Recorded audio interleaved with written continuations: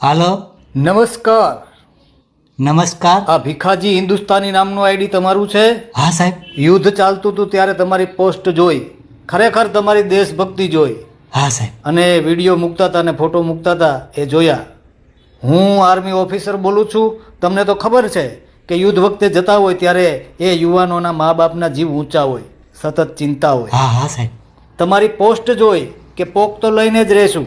નો મુકાય સાહેબ, નો મુકાય. જય હિન્દ. તમારો જુસ્સો જોઈને લાગે છે કે તમારું પણ કોઈ આર્મીમાં હશે. ના સાહેબ. યુદ્ધ વખતે તમે પોસ્ટ મૂકતા હતા કે કેવી રીતે યુદ્ધ કરવું, કેવી રીતે આર્મીએ શું કરવું, એ જોતા એવું લાગે છે કે તમે બહુ જાણકાર છો. જય હિન્દ સાહેબ. જાણકારી તો આપણને હોવી જ જોઈએ. જય હિન્દ.